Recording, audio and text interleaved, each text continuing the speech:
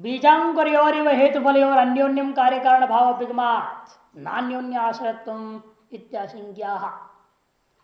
कहते बीज और अंकुर के समान हेतु और फल में परस्पर कार्य कारण भाव मान लेने में कोई दोष नहीं होता, क्योंकि अनेक दर्शनकारों ने स्वीकार कर लिया जिसका कोई परिहार नहीं है उसको दोष न माना जाए। बीज पहला कि अंकुर पहला, इसका कोई परिहार तो है नहीं संसार में, अतएव उसको दोष नहीं मानते हैं। इसलिए आप अन्योन्याश्रय दोष हमारे पर मत दीजिए, ऐसा जब पूर्व पक्षी कहता है तो उसको जवाब देते ऐसे नहीं कह सकते हो, क्योंकि बीजांकुर युवक कहने का मतलब दृष्टांत बनाना चाहते हो उसको, लेकिन दृष्टांत में पहले व्याप्ति सिद्ध हो तब तो वहां हेतु ही गड़बड़ा जाए दृष्टांत में ही, वो उससे आप कैसे संसार में घटाओगे, हेतु फल में घटाओगे, ये नहीं हो सकता। इसलिए कहते हैं बीजांकुराख्यो दृष्टांत सदा साध्य समोहि सह नहीं साध्य समो हेतु सिद्धो साध्य से युज्यते। कहते हैं बीजांकुराख्यो दृष्टांत, जो बीजांकुर नामक दृष्टांत उक्त विषय में आप प्रसिद्ध है ऐसा कहते हो, वह भी वास्तव में सदा साध्य समोही, वह भी सदा साध्य के समान ही संदिग्ध है। क्या साध्य क्या होता है, किसको होता है साध्य? संदिग्ध है ना, जो संदिग्ध है वही साध्य होता है। साधितुम योग्यम अनिश्चितत्वात्, जो साधन योग्य क्यों, निश्चय नहीं है। यदि निश्चय पहले से हो तो फिर इसको सिद्ध करने का प्रयास क्यों करेगा कोई? जो निश्चय नहीं है, संशय है, उसको साध्य कहा जाता है। और उसके समान आपके दृष्टांत में भी हमें संशय ही है। कहने का मतलब आपके दृष्टांत के मामले में भी उसकी भी अनादि होने में, उसकी भी जो अन्योन्य कार्य कारण भाव होने में हमें संशय है। और नहीं साध्य समो हेतु हो, और शास्त्रों में यह दर्शन विचारों में देखने को मिला, जो दृष्टांत साध्य के सदृश हो जाए, साध्य के समान संदिग्ध रह जाए, वह दृष्टांत ही नहीं माना जाता। यह उत्तरार्थ में जो हेतु शब्द है उसका अर्थ दृष्टांत, नहीं साध्य समो हेतु, हेतु मन दृष्टांत। सिद्धो साध्य सिद्धते, साध्य का सिद्धि में साध्य से सिद्धो न युज्यते, जो साध्य सम दृष्टांत है वह साध्य की सिद्धि में उपयोगी नहीं हो सकता, न उपयुज्यते। अर्थात ऐसा दोषग्रस्त दृष्टांत से आप साध्य को सिद्ध नहीं कर सकते। साध्य को सिद्ध करने में उपयोगी उसी दृष्टांत को माना जाता है जो दृष्टांत सर्वथा असंदिग्ध पूर्णतया निश्चित हो। ननु भाष्य हेतु फल कार्य कारण भाव अस्माभिरुक्तम शब्द मात्र आश्रित्य छलमिदं त्वया उक्तम पुत्राजन पितुर यथा विषाणवच्च संबंध इत्यादि। पूर्व पक्ष कहता है महाराज, हमने जो कहा था हेतु और फल, अदृष्ट और शरीर, इनमें कार्य कारण भाव परस्पर है। हमारे इन शब्दों को सुनकर के अस्माभिरुक्तम शब्द मात्र आश्रित, हमारे द्वारा कहा हुआ शब्द मात्र को आश्रित करके आप बड़ा छल पूर्वक हमारा खंडन कर दिया है। छलम इदम त्वया उत्तम, वाक छल, अर्थ छल, शब्द छल वगैरह होते हैं, अनेक प्रकार का छल वर्णन किया है न्यायिकों ने। यहां आपने छल पूर्वक जो है हमारे तात्पर्य को ग्रहण नहीं किया, शब्द मात्र को लेकर के आप कह रहे हो, उसके वाचार्थ को लेकर कह रहे हो, किंतु हमारा उसके अंदर लक्ष्यार्थ या तात्पर्यार्थ है, उसको आप ग्रहण ही नहीं करके आप बोलते हो इसको छलमिदम त्वया उत्तम।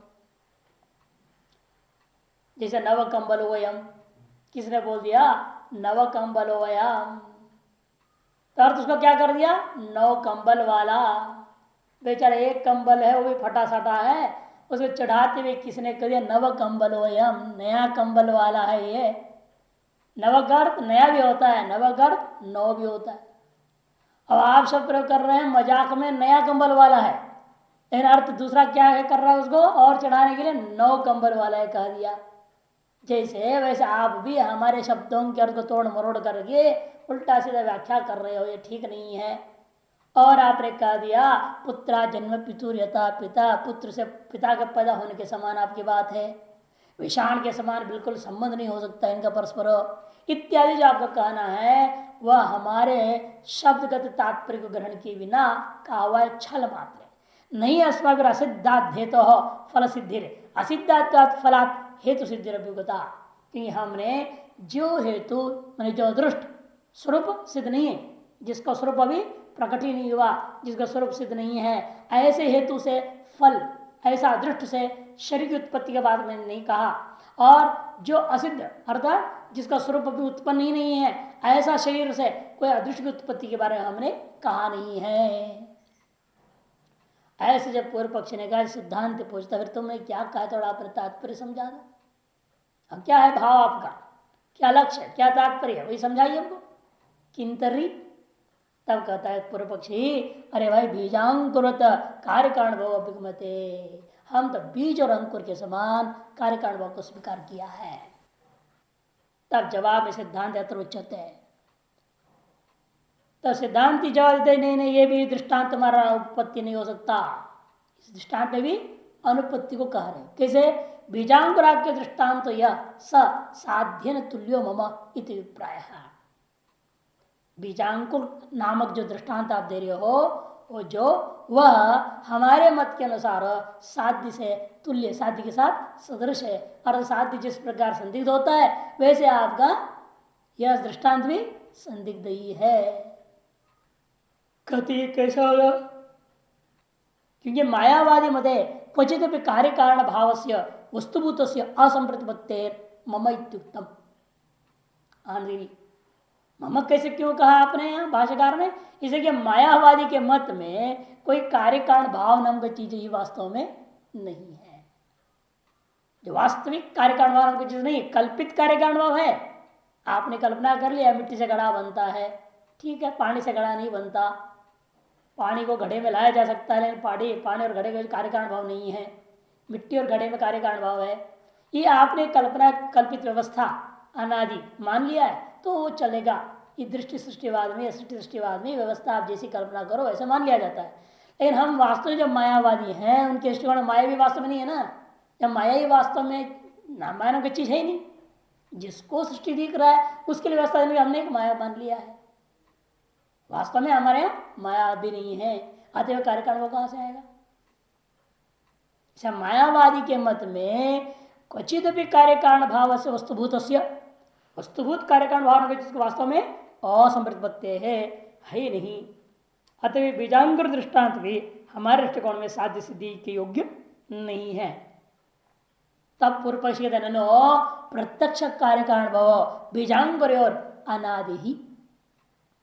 पूर्व पक्षी कहता है प्रत्यक्ष है कार्य कारण भाव जो है बीज और अंकुर का बीच में अनादि परंपरा चली आई हुई है, ये दिखाई दे रहा है।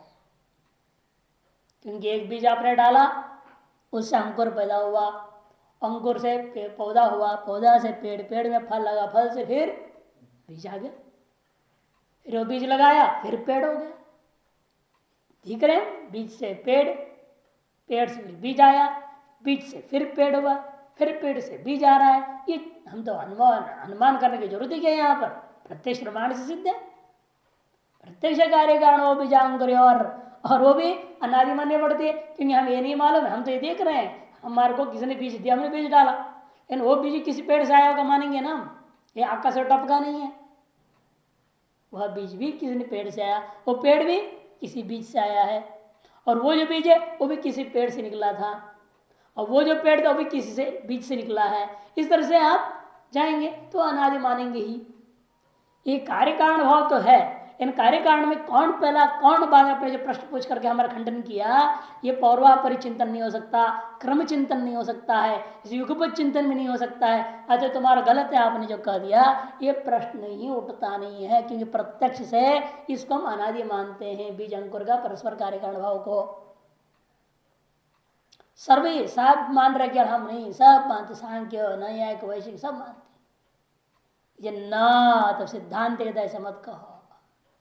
पूर्व पूर्व से अपरवद आदिमत्वपिगमा, कौन सा अनादि है बताओ, बीज अनादि है कि अंकुर अनादि है, किसको आप अनादि मानेंगे। बल्कि पूर्व पूर्व बीज के प्रति उससे पूर्व पूर्व जो वृक्ष आदि है, कारण है, और उस पूर्व पूर्व वृक्ष के प्रति उसे पूर्व पूर्व जो बीज है आदि है, कारण है। इसलिए बीज अनादि है न अंकुर अनादि, दोनों ही आदि ही है। इसलिए आप बीज को अनादि नहीं कह सकते या अंकुर को अनादि नहीं कह सकते। आपको कहना पड़ेगा बीज अंकुर जो धारा है, ये धारा अनादि, हमें पता नहीं कब शुरू हुआ, ये किससे शुरू हुआ मालूम नहीं है, ये आपको कहना पड़ेगा। और धारा पक्ष बाद में उठाएंगे। अभी बीज को अनाधिकार है ना, बीज अंकुर ही अनादि है, इसलिए दोनों अनादि नहीं हो सकता। एक अनादि होना, एक अनादि होगा, दूसरा सादि होगा। कि बीज से अंकुर उत्पन्न हुआ मान लेंगे तो बीज अनादि है। बीज का कोई कारण नहीं था, पहला कोई बीज किसी ने टपका दिया कहीं से, या भगवान ने बीज बना दिया कोई पेड़ के बिना, है ना। जैसे किमीय किंकाय में हमने सूत्र में आता, वो बिना कोई उपादान कारण, बिना कोई आश्रय, बिना कोई चीज को सब बना देता है वो।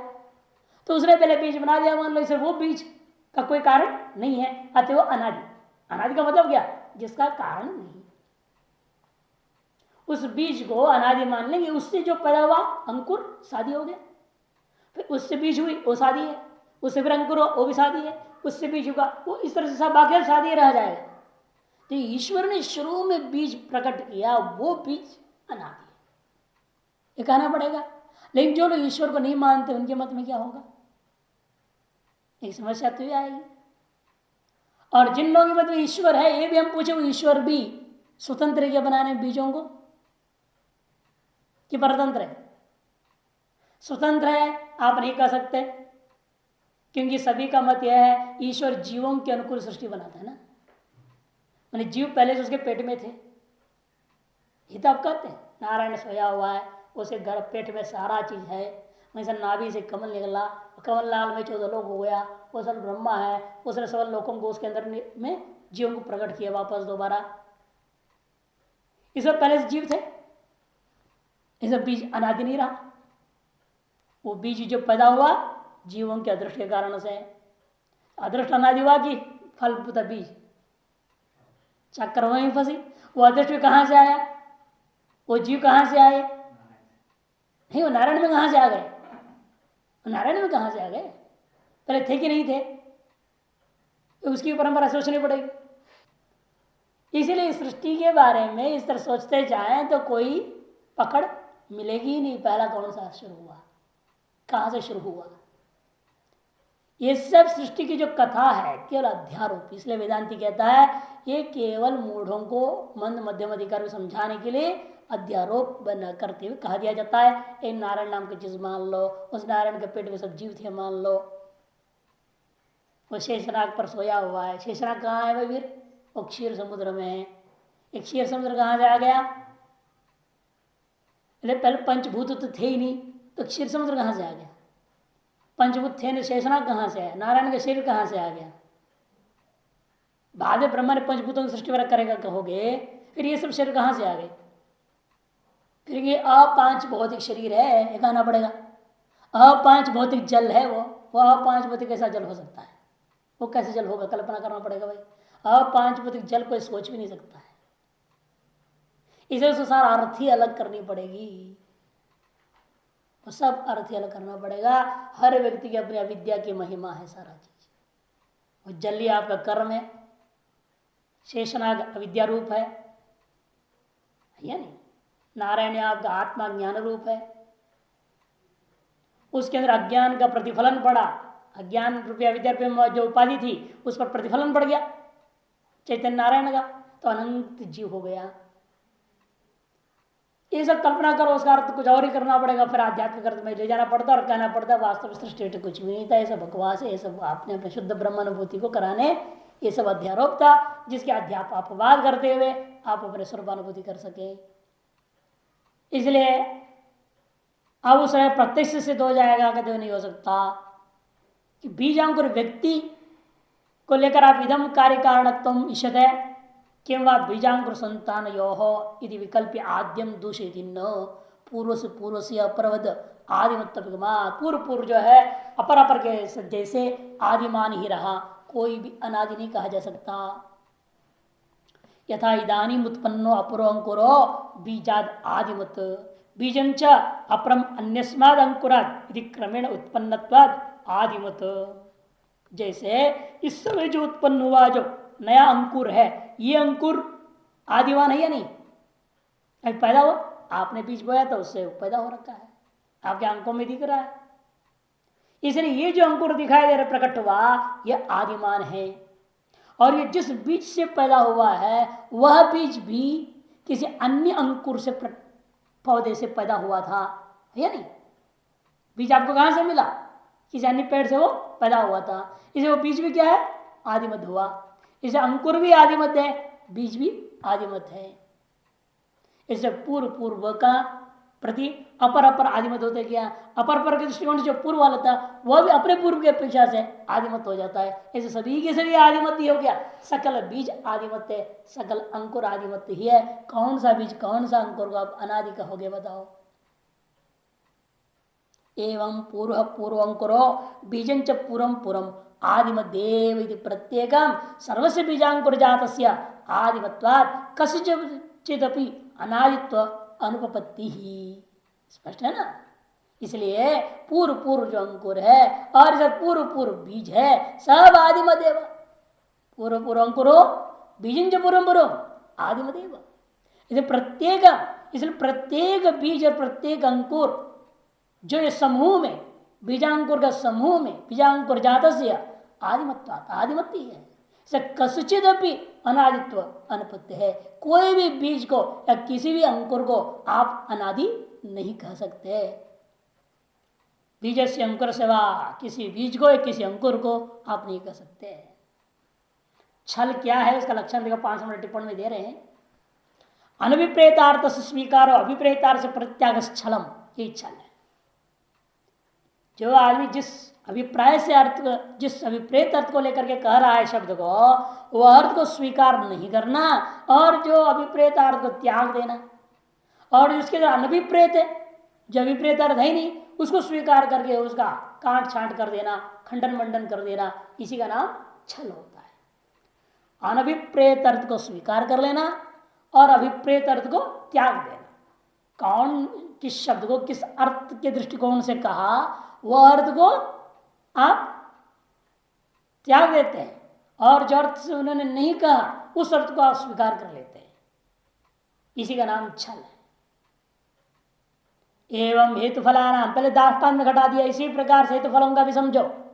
एवं हेतु फलाना, एवं मैंने बीजांकुर के समान, हेतु मैंने अदृष्ट और फल मैंने संघात, इनमें भी पूर्व पूर्व जो फल है, शरीर है वह, और इसी प्रकार से पूर्व पूर्व जो अदृष्ट है वह दोनों ही आदिमध्य होते हैं। न अदृष्ट अनादि है, न कोई शरीर ही अनादि है, सभी के सभी सादी है।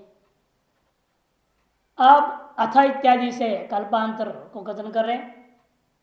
अब धारा पक्ष, अथ बीजांकुर संततेर अनादित्व चेत न, बीजांकुर संतति धारा को अनादि मान लो। कब से चरु हुआ है मालूम नहीं, चलो बीज भी आदि है, अंकुर भी आदि है, मान लिया दोनों ही सादी हैं, लेकिन इन दोनों की जो धारा कहाँ से शुरू हुई, कब शुरू हुआ, कैसे हुआ, वो जो धारा है, संतति है, उसको अनादि मान लेंगे। चेतना कहते वो संतति कोई अलग चीज है क्या इन सब से? जो धारा है वो धारा अलग है बीजांकुर से, वो एक है क्या? धारा नाम की कोई अलग चीज हो, एक हो, और उसको हम कहेंगे अनादि है। वो धारा अनादि है, और धारा के पृथक, धारा से पृथक ये जो बीजांकुर है ये सब सादी है। ऐसा और हो सकता है? जैसे गंगा जी की धारा है ये अनादि है, लेकिन इसके अंदर जो जल है ये जल अलग है, वो सादी है। अरे जल से अलग धारा कहां से मिलेगी आपको? जो लहर उठ रहे हैं, लहर भूता जो जल है, इस जल से अतिरिक्त कोई धारा नाम का चीज ही नहीं है। तो कैसे आप कह सकते धारा अनादि और लहर सादी? ये बार कैसे होगा? जैसे कोई कहे शरीर अनादि इन हाथ पैर सादी, ऐसे कैसे होगा भाई? हाथ पैर तो मां का पेट से पैदा हो गया, लेकिन शरीर जो है अनादिकाल से था, ऐसे कैसे होगा? अरे हाथ पैरों से अलग कोई शरीर नाम का चीज नहीं है। इसी प्रकार से बीजांकुर रूपी धारा से अलग बीजांकुर लहरों से बीज और अंकुर लहर जैसा मान लेते हैं, उस लहर से अलग कोई धारा नाम की चीज नहीं है। यथा जल का जो लहर है उससे पृथक कोई धारा नहीं होता। अतः उस धारा नामक एक चीज हो और उसको अनादि आप कहा है तो मानी जा सकती थी, इन धारा नाम का एक चीज है ही नहीं, इसलिए एकत्व अनुपत्ति है। जवाब दिया, वो संतति नाम का कोई एक चीज उपपन्न ही नहीं है। नहीं बीजांकुर व्यतिरेकेण बीजांकुर संततिर नाम एका अभ्युपगम्यते हेतु फल संततिर्वा तद अनादित्ववाद भी। कि जो लोग इस संतति को अनादि मान रहे उन लोगों के मत में भी नहीं है हमारा मत। तो क्या कहा ना, जो लोग धारा को अनादि कर रहे हैं उनके ही मत में वह धारा बीजांकुर से पृथक नहीं है। जब पृथक नहीं है तो फिर ये कैसे कह सकते हो बीजांकुर साधी, उससे जो अपृथक है वह संतति वह धारा वह अनादि, ये कैसे कहेंगे आप? अपृथक वस्तु है ना। जब सारे अवयव साधी हैं, इन अवयवों से विशिष्ट जो अवयवी है उसमें भी तो साधी करना पड़ेगा। इतने के हाथ का डेट ऑफ बर्थ अलग है, दाहिने हाथ का बाएं हाथ का डेट ऑफ बर्थ अलग है, बाएं पैर का डेट ऑफ बर्थ अलग हो गया, दाहिने पैर का डेट ऑफ बर्थ अलग हो गया, धड़ के डेट ऑफ बर्थ अलग है, जन्म की तारीख सबके जन्म की तारीख अलग अलग है। और इन सब की जन्म की तारीख मिल जाएगा, लेकिन शरीर का कोई जन्म का तारीख ही नहीं है, अनादि है वो। ऐसा तो कोई कह नहीं सकता। इन सब की जन्म का तारीख एक है और इन सब से अभिन्न होने के नाते शरीर का भी जन्म का तारीख वही है, भिन्न नहीं। उसी प्रकार यहां पर भी कहते हैं बीजांकुर से भिन्न व्यतिरेक में भिन्न कोई बीजांकुर संतति नाम एका नहीं अभिभूते स्वीकार नहीं किया गया है। किनके द्वारा? तद अनादित्वादि भी, उसको अनादि कहने वालों के द्वारा ही स्वीकार नहीं किया। हम तो स्वीकार नहीं करते तो है ही, बल्कि वे लोग पूर्व पक्षी लोग जो लोग हैं सांख्यादि लोग, वे लोग स्वयं स्वीकार नहीं करते। संतान को अर्थात जो धारा को अनादि मानने वालों के द्वारा ही स्वीकार नहीं किया गया है। यथा उसी इसलिए हेतु फल संततिर्वा, इसी प्रकार से अदृष्ट और शरीर इनकी भी कोई पृथक, इनसे पृथक कोई इनका धारा नाम का चीज अलग नहीं है। संतति माने धारा नाम की चीज अलग नहीं है। इसलिए हमने जो दोष पहले दिया वह छल नहीं है, ये सिद्ध हो गया। तस्मात् सुक्तम हेतु फल से अनादि कथम तैरूप वर्ण्यता इति। इसलिए हमारे द्वारा जो कहा गया वह सुष्ठु कथन किया गया था कि हेतु और फल को अनादि वह किस प्रकार वर्णन कर सकते हैं। जब दोनों के दोनों सादी हैं, अदृष्ट भी सादी है, शरीर भी सादी है, तो इन दोनों को अनादि कहना, इन दोनों की धारा को अनादि कहना वे लोग कैसे कह सकते हैं? नहीं हो सकता है करके हमने 14 कही है। हेतु फल से अनादि कथम तरोपण इति सुक्तम मया, हमारे तरफ पहले सुष्टु कहा गया है। तथा च अन्यदपि अनुपत्ति है न छलम इति विप्राय। तथा च अन्यदपि अनुपत्ति है न छलम इति विप्राय। 5, 6, 7 मदुक्त दोष बीजम व्यक्तोर मिता कार्य कारण भाव आश्रयणम तद अभिमता भिन्नम अपि। यदि मेरे द्वारा जो कहा हुआ दोष का बीज के पीछे क्या था? व्यक्ति में हेतु और फल इनका परस्पर कार्य कारण भाव को आश्रय करके हमने दोष दिया था, और आपका अभिमत भले उससे भिन्न आप कह रहे हो, फिर भी तद अभिमत से संतान यह कार्य कारण भाव सीव असंभवात, आपके द्वारा अभिमत ये जो धारा है वह कार्य कारण भाव ही असंभव है। क्यों? नहीं असत त्यागो नाम इति भाव, क्योंकि असत का त्याग नाम का चीज कभी हो ही नहीं सकता। जो है नहीं उसका त्याग कहाँ हुआ? आपने कहा ना हमारा अभिप्रेतार्थ को आपने त्याग दिया। आपने दोष छल किसको कहते हैं? उनके अभिप्रेतार्थ को त्यागना और अनभिप्रेतार्थ को स्वीकार करना। लेकिन आपके अभिप्रेतार्थ को हम त्यागेंगे कैसे? आपके अभिप्रेतार्थ को है क्या?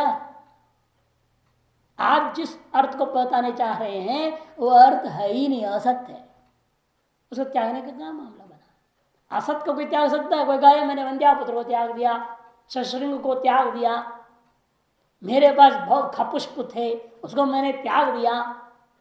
अरे तेरे पास कहां से होंगे खपुष्प जिसको तुम त्याग दोगे? इधर से जो चीज है ही नहीं उसको त्यागा नहीं जा सकता। जैसे जो अर्थ आप बोल रहे हैं, क्या बीज और अंकुर अनादि है, वो है ही नहीं, वो अर्थ को हमने त्यागा कहा? इसलिए हमने किसी अर्थ को त्याग करके अपना कोई कपोल कल्पित अर्थ लेकर आपको ऊपर दोष नहीं दिया, इसलिए छल हमारे दृष्टिकोण से हमने नहीं किया है, यह इसका अभिप्राय। न छलम इत्यभिप्राय। न च लोके साध्य समय हेतु साध्य सिद्धौ सिद्धि निमित्तम प्रजते प्रमाण कुशल उत्तरार्थ में जा रहे। इसलिए हमने भी संसार में क्या देखा है, यही लोक में देखा कि साध्य सम जो हेतु होता है, साध्य समो हेतु मैंने संदिग्ध हेतु, नीचे 8 नंबर टिप्पणी इसलिए साफ कर दिया, सात समय तो मैंने संदिग्ध दृष्टांत, हेतु शब्द का दृष्टांत है, इसमें भास्कर कह रहे अगले पंक्ति में। इसलिए वह साध्य सिद्धि में अर्थ साध्य सिद्ध मैंने साध्य सिद्धि निमित्तम, सिद्धि के निमित्त कारण रूपेण दृष्टांत को आप प्रयोग प्रमाण कुशलेरपि न प्रयुज्यते, प्रमाण कुशलों के द्वारा कभी साध्य सम दृष्टांत का प्रयोग नहीं किया, मैं संदिग्ध दृष्टांत का प्रयोग नहीं किया जाता। हेतु दृष्टांत प्रेत गमकत्वा, देखो भाषा में साफ कर देना, हेतु शब्द क्या लेना, दृष्टांत लेना है। क्यों दृष्टांत कैसे लेगा भाई, हेतु दुनिया में तो प्रसिद्ध है, हेतु का मतलब हेतु लिंगम कहते हैं, हाँ लेकिन दृष्टांत के बिना हेतु में गमकत्व भी नहीं होता, इसलिए दृष्टांत को गमकत्वात् कह दिया। गमकत्वात् पर टिप्पणी इसलिए गमकत्व गुण योगा, गमकत्व गुण उसमें है कि दृष्टांत ही साध्य और हेतु का व्याप्ति ग्रहण कराता है, साध्य और हेतु व्याप्ति ग्रहण करा दिया। एक हेतु ही ऐसा चीज है जो पक्ष में भी रहता है, दृष्टांत में भी रहता है। लेकिन साध्य क्या है, दृष्टांत में तो आपने अनुभव किया, इन पक्ष में नहीं दिखाई दे रहा है। ये दिखाई दे पर्वत में भी अग्नि, फिर अनुमान करने की जरूरत क्या? अग्नि और धुआं दोनों कहां देख रहे हैं, मानस में, और पर्वत में क्या दोनों देख रहे हो क्या? केवल धुआं देखते हो, अग्नि को तो नहीं देख रहे। इसीलिए दृष्टांत विद्यमान जो धुआं वही पर्वत में वन्य का गमक है ना। इसे गमक लिंग हेतु ये सब पर्यायवाची, गमक रूपी बोधक चीज से युक्त है ना दृष्टांत, इसे दृष्टांत को भी हम गमक कर देते हैं, हेतु कर देते हैं, अवैध व्यवहार हो गया। यथा हेतु साध्य गमकत्व तथा दृष्टांत पित्यर्था, इसलिए 9 नंबर टिप्पणी साफ कहते हैं जिस प्रकार हेतु धूम में साध्य का गमकत्व है, उसी प्रकार दृष्टांत में भी साध्य का गमकत्व है। इसे दृष्टांत साध्य सम हो जाए तो गमकत्व नहीं माना जा सकता, संदिग्ध हो गया ना, संदिग्ध हो गया तो गमक नहीं है वो। धुआं असंदिग्ध है, इसलिए वो वन्य को बोध करा देता है। ये धुआं ही संदिग्ध होता है ना, हिमालय आपने अनुमान किया पर्वतो वन्यमान धूमात, तब झट कोई कह दे अयम धूमो नवा, तो धुआं में संशय हो जाए, क्या वो साध्य पर वन्य को सिद्ध कर सकेगा? अयम धूमो निहारो वा, ये धूम हो सकता है, निहार हो सकता है, अब संशय हो गया उसी में, वो साध्य को सिद्ध नहीं कर सकता। इसे दृष्टांत में ही संशय हो जाए, जिस दृष्टांत में व्याप्ति ग्रहण कर रहे हो और दृष्टांत में व्याप्ति को विचार ग्रहण होने लग जाए, विचार हो तभी तो संशय हुआ, विचार की संभावना से संशय भी हो जाता है, संदिग्ध विचार भी कहते हैं इसलिए उसको। तो ऐसी स्थिति में वो दृष्टांत के आधार पर आपके पक्ष में साध्य को सिद्ध कर सकेंगे? नहीं हो सकता। इसलिए ये जो बीजांकुर दृष्टांत आपने दिया, आप अनुमान क्या करना चाहते थे यहां? आप अनुमान क्या करना चाहते थे? हेतु और फल दोनों, हेतु फल है कार्य कारणात्मक है, हेतु और फल कैसा है? कार्य कारणात्मक है, अनादित्वात् अन्योन्य कार्य कारणात्मक है। क्यों? अनादित्वात् बीजांकुरवत, ये दृष्टांत बनाना चाहता था। अव दृष्टांत साध्य सम होने से उसको आधार पर पक्ष कौन है? हेतु और फल, उसमें आपका अन्योन्य कार्य कारण भाव सिद्ध नहीं कर सकते। किस हेतु से? अनादित्वात् हेतु से, क्योंकि हमने अनादित्वात् हेतु को खंडन कर दिया और दोनों में साधित्व स्थापित कर दी, और उस अनादित्व को बनाए रखने के लिए आपने दृष्टांत लाए बीजांकुर। इन बीजांकुर में भी हमने अवयव रूपा बीज और अंकुर अनादि है, यह बीजांकुर धारा अनादि है, ये विकल्प उठा करके दोनों को खंडन कर दिया। अतएव दृष्टांत ही संदिग्ध हो गया, उसमें ही अनादित्व संदिग्ध है। जब उसी में अनादित्व संदिग्ध हो जाए, हमने तो खंडन नहीं कर दिया, आपके दृष्टिकोण से पहले संदिग्ध हमारे तो निश्चय हो गया कि वो है नहीं, अनादि है नहीं। वेदांत में दृष्टिया बीजांकुर अनादि है नहीं, न बीजांकुर धारा अनादि है, कुछ भी अनादि नहीं है। आपके मत में मान के चल रहे हो तो उसे संशय है फिर कि कोई उसको अनादि नहीं कह रहा है, कोई उसको अनादि कहता है तो संदिग्ध हो गया। उभय मत सुप्रसिद्ध दृष्टांत नहीं है। ऐसा संदिग्ध होने से दृष्टांत साध्य सम हो गया। जब वो साध्य सम हो गया तो साध्य को सिद्ध नहीं कर सकता। जैसा साध्य सम हेतु साध्य को सिद्ध नहीं कर सकता, इस साध्य सम दृष्टांत भी साध्य को सिद्ध नहीं कर सकता। प्रकृतो ही दृष्टांतो न हेतु, इसलिए जो प्रकृत दृष्टांत है वह हेतु नहीं हो सकता। किमित हेतु शब्द से मुख्यम अर्थम त्यक्त्वा गौणोऽर्थो गृह्यते प्रकरण सामर्थ्यादित्याह प्रकृतो ही दृष्टांतो न हेतु। हेतु फल, क्योंकि प्रकृति जो दृष्टांत है वह हेतु नहीं हो सकता। कौन दृष्टांत? बीजांकुर, वह हेतु नहीं हो सकता। इसलिए हेतु शब्द का अर्थ हमें क्या करना पड़ा? दृष्टांत पर गौण करना पड़ा कि हेतु शब्द का या मुख्य अर्थ इस कारिका में ले नहीं सकते, क्योंकि इस कारिका में प्रकृत वस्तु क्या है? बीजांकुर। और उसी को हम हेतु शब्द से वहां कारिकाकार कह रहे हैं, क्योंकि बीजांकुर शब्द रखेंगे और हेतु शब्द में कितना अंतर है? बीजांकुरा कितना अक्षर है वहां? 4। बीजांकुर और हेतु शब्द में 2। छंद बिगड़ जाता ना यदि बीजांकुर शब्द रखते हैं। इसे बीजांकुर शब्द को हेतु शब्द से वहां कह रहे हैं, गौण अर्थ से लेना पड़ा। इति तब पूर्व पक्ष कहेगा महाराज कथम बुद्धि रजाति परिदीपिता। ठीक है, आपने जो हमारे सारे बात खंडन कर दिया, इन एक बात आपने जो कहा था पहले कि बुद्धि मने जो विवाद कर रहे हैं पक्ष पूर्व पक्ष सांख्य न्याय आदि आपस में लड़ते, सत्कार्यवाद असत्कार्यवाद परिणामवाद आरंभवाद, ये सब आपस में लड़ करके ही हमारे अजातवाद को स्थापित कर दिया, प्रकाशित कर दिया। ये जो आपने कहा था उस पर प्रश्न उठा रहा है, बुद्धि ही अजाति ही परिदीप्त कथम आह। आपने कैसे कह दिया था कि ये बड़े बड़े विद्वान लोग पाखंडी, आपने कहा बुद्धि का अर्थ क्या था? पंडितम मानिए ही, जो पंडितम मानी है ये आपने आगे बड़े बड़े पंडित मानते हुए आपस में लड़ भिड़ते हुए अंत में निष्कर्ष में इन्हें क्या प्रकाशित कर दिया? अजातवाद को प्रकाशित किया है। ये जो आपने कहा यह कैसे कह दिया था?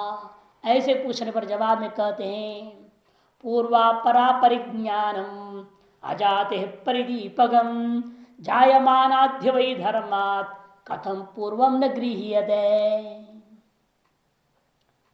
पूर्वापर, पूर्वापर में कार्य कारण भाव। पूर्व क्या होता है? कारण, अपर क्या होता है? कार्य। कारण कार्य भाव का अपरिज्ञानम, इसका वो निश्चय नहीं कर पा रहे, अनवधारण हो गया। कार्य कारण भाव का जब अवधारण नहीं कर सक पा रहे हैं, निश्चय नहीं कर पा रहे हैं, इसका मतलब क्या हुआ?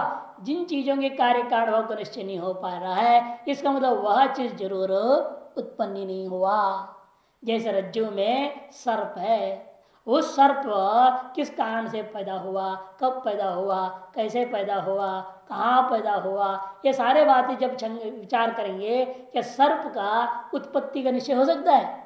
सर्प रूप कार्य का कारण संबंधी और कार्य कारण भाव विचार यदि आप करते हैं तो कार्य कारण भाव नहीं निश्चय कर पाते हो, तब हमें क्या कहना पड़ेगा? उस रज्जु में इसका मतलब सर्प उत्पन्न ही नहीं हुआ है। जिन चीजों का कार्य कारण भाव आपस में तय नहीं कर पाते हो, मतलब उस वस्तु कार्य को उत्पन्न ही नहीं हुआ, ये कहना पड़ता है किसी उस कारण से।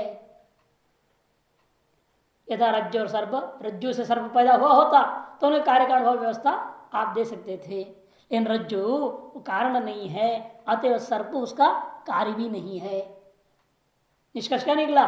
सर्प उत्पन्न ही नहीं हुआ था, भ्रांति से केवल दिखाई दिया था। उसी प्रकार से जगत के बारे में भी कहना पड़ेगा। अभी इस अदृष्ट और शरीर उपाय, जो इस अदृष्ट शरीर, ये अपने शरीर है तब तो जगत है, नहीं तो जगत कहाँ? इसे अपने शरीर और इसे कारण बता अदृष्ट, इनकी कार्य कारण हो जब निर्णय नहीं हुआ, ये तो निमित्त विषय संसार कहाँ से हो सकता है? इस संसार का भी कार्य कारण भाव अनिश्चय होने से अजाति ही सिद्ध हो गया। परिदीपिकम परिदीपकम जायमानाध्य वै धर्मात् कथम पूर्वम न गृह्यते, क्योंकि यदि तो उत्पन्न होता हुआ कार्य को देख करके आप उसे कारण क्यों कहीं नहीं ग्रहण कर पा रहे हैं।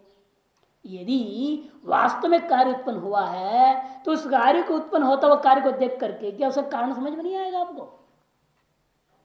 कुंभार घड़ा बना रहा है, उसका बनाता हुआ उस घड़े को देख करके कोई भी आदमी कह देगा इस घड़े का कारण वो मिट्टी है,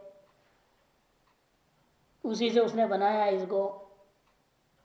और आप कह रहे हैं इस महान कार्य होता हुआ सब देख रहे हैं संसार में, बीजांकुर का कार्य होता हुआ देख रहे हैं, लेकिन फिर भी उसके कारण को नहीं पकड़ पा रहे हैं। इसका मतलब क्या, कार्य उत्पन्न ही नहीं हुआ।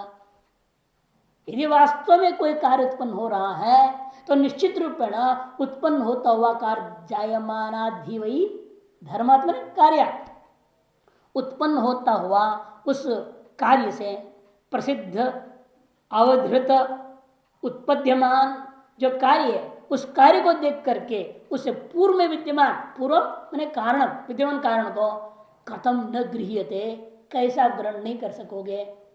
मैंने अवश्य ही व्यक्ति ग्रहण करेगा। और आप अब बोल रहे बीजांकुर हम ग्रहण नहीं कर पा रहे हैं, है ना। उससे पहले कहां से पता ही नहीं चल रहा। जिसके कार्य कारण भाव को आप ग्रहण नहीं कर पा रहे हो, निर्णय नहीं कर पा रहे हो, इसका मतलब कहना पड़ेगा कार्य उत्पन्न नहीं। यदेत हेतु फल पूर्वापर अपरिज्ञानम, वह यह जो हेतु और फल अदृष्ट और शरीर इनके पूर्वापर का अपरिज्ञान आपके द्वारा निश्चय हो गया। ये आप निश्चय कर रहे हैं ना अब कि कौन पहला, ये आप क्रम निर्णय नहीं दे पाए। युगपत तो हमने खंडन कर दिया, शस्य विषाण के समान है, असंबंध है, संबंधी नहीं। जैसे गौ विषाण के साथ, जैसे गौ के दो विषाणुओं का कोई परस्पर संबंध नहीं होता, कार्यकारण नहीं, इसे युगपत पक्ष तो खत्म है, पौर्वापर पक्ष में कार्यकारण होता है। और पौर्वापर निर्णय नहीं दे पा रहे हो, अदृष्ट पूर्व है या शरीर पूर्व है, कौन पूर्व है।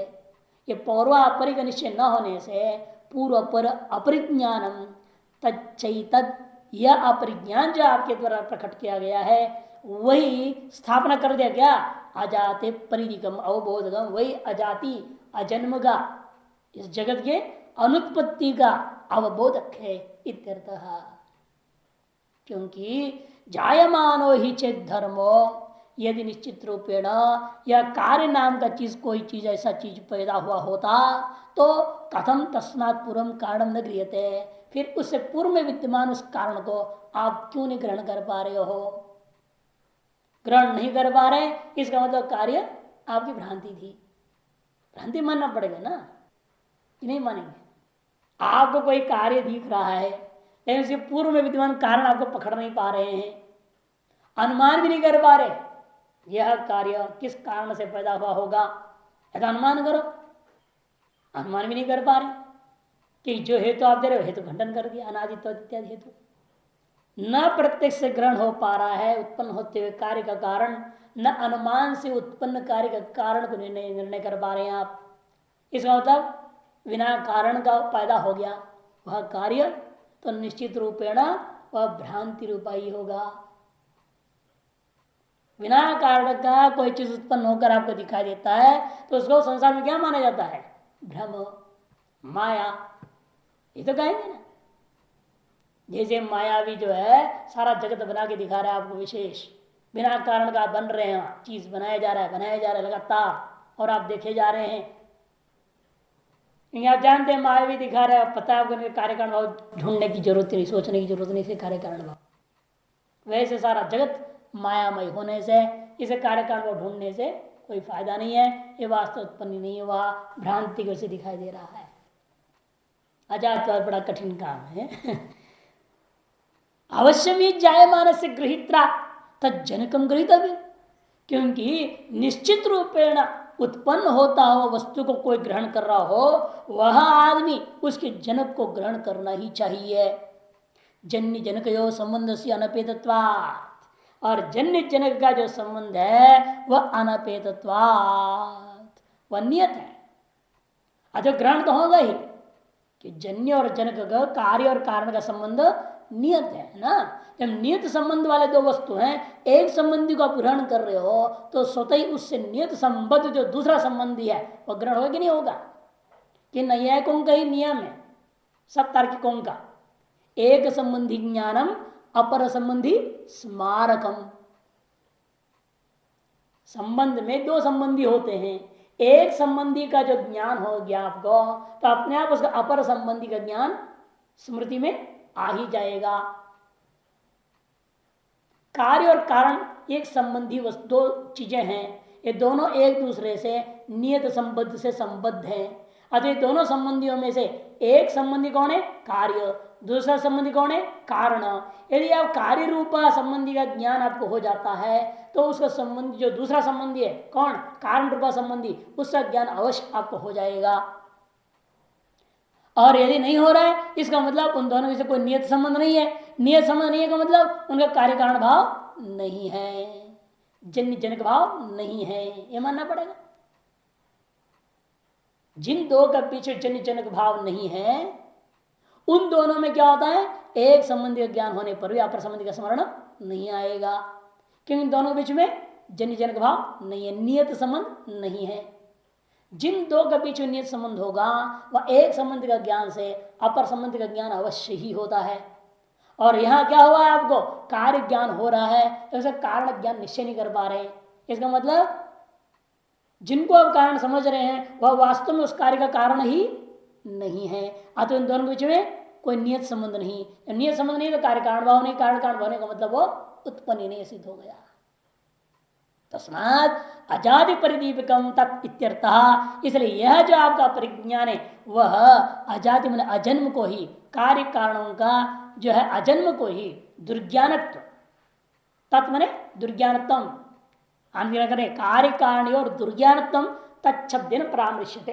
भाष्यकार ने जो कहा तत् मने वह जो कार्य कारण भाव का वास्तविक निर्णयात्मक ज्ञान आपके द्वारा जो नहीं हुआ वही अजाति का प्रकाशन करता है, बोधन कर देता है, समझो।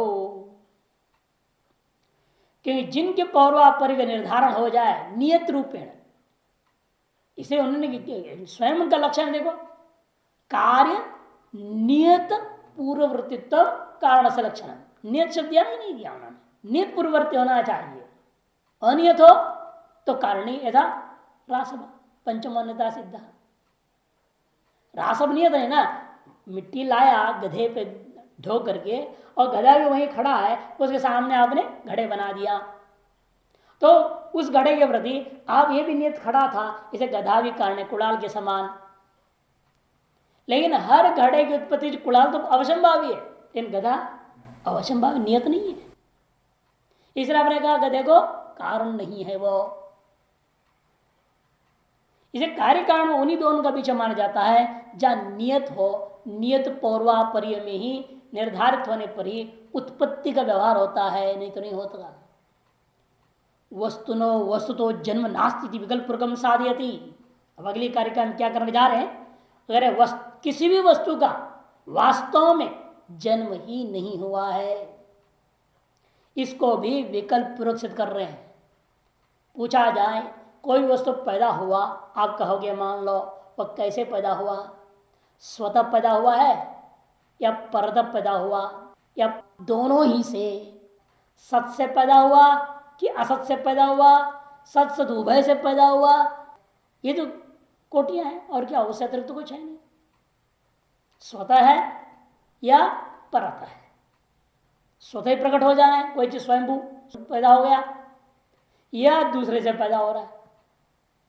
स्वतः में भी स्व से स्वयं पैदा हो रहा है, स्व से स्वयं, घड़े से घड़ा ही पैदा हो गया। ये घड़ा प्रकट हुआ कार्य, और ये घड़ा कैसे पैदा हुआ? उसी घड़े से वही घड़ा पैदा हो गया, ये स्वतः होगा।